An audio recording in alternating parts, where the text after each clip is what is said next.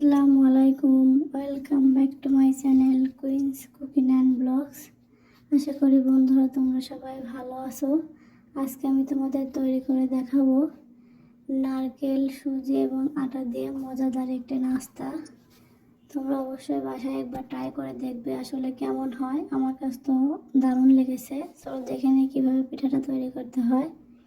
এর জন্য আমি নিয়ে নিচ্ছি 2 কাপ কোরানো নারকেল। আগে থেকে আমি কুড়িয়ে রাখছিলাম এবং আমি এর মধ্যে দিয়ে দেবো হাফ কাপ গুড়। আমি খেজুরের গুড়টা নিয়েছি, তোমরা চাইলে চিনি দিয়ে রান্না করে নিতে পারো, এবং 3টা এলাচ। এবার এটাকে ভালোভাবে মিশিয়ে নেব। চুলার আঁচটা লো থেকে মিডিয়াম আঁচে দিয়ে রান্না করে নিব।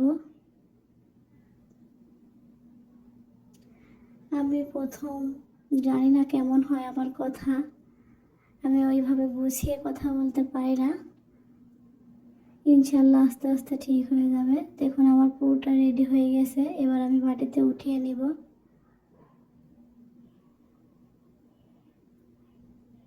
এবার আমি নিয়ে নিব 1.5 কাপ পানি, 2 চা চামচ চিনি এবং পরিমাণ মতো লবণ দিয়ে পানিটাকে একটু হালকা গরম হতে দেব। একটু গরম হয়ে এলে এর মধ্যে দিয়ে দেব হাফ কাপ সুজি।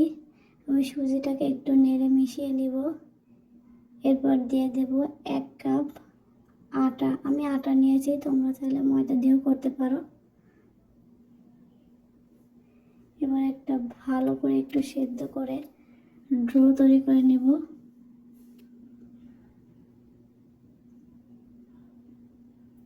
আমার আটাটা হয়ে গেছে। এবার একটু আমি মাখিয়ে নেব ভালো করে হাত দিয়ে। আমার মাখানো হয়ে গেছে। এবার আমি পিঠাগুলো বানিয়ে নেব। একটু খেয়াল করে মন দিয়ে দেখো আমি পিঠাটা কীভাবে বানাই, একটু খেয়াল করলে বুঝতে পারবে। একদম ইজি।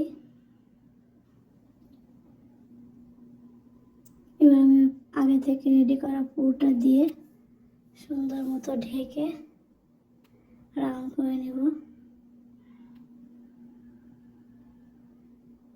এত মজার পিঠাটা, আসলে একবার তোমরা ট্রাই করলে বুঝতে পারবে। এবং হাত দিয়ে একটু চেপে দিয়ে একটা চামচ দিয়ে সুন্দর করে ডিজাইন করে নেব। দেখো কত ইজিলি।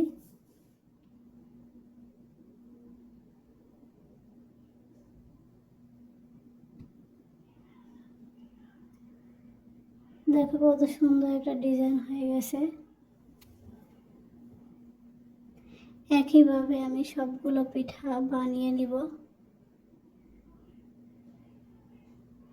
সবগুলো পিঠা বানিয়ে নিয়েছি। এবার আমি পিঠাগুলোকে ভেজে নেব। এর জন্য আমি কড়াইতে দিয়ে দেবো পরিমাণ মতো তেল। চুলাটা অবশ্যই লো থেকে মিডিয়াম হিটে রাখবেন এবং আস্তে আস্তে একটু তেল গরম হলে আস্তে আস্তে পিঠাগুলো দিয়ে দিবেন।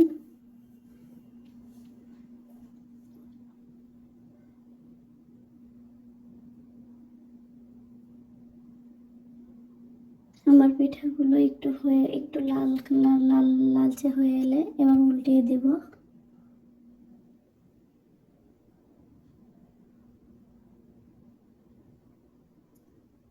এভাবে লো হিটে ভেজে নেব। দেখো আমার পিঠাগুলোর কালার দেখো, এরকম কালার হয়ে গেলে উঠিয়ে নেব। আমার পিঠাগুলো রেডি। ধন্যবাদ বন্ধুরা, ভালো থেকো।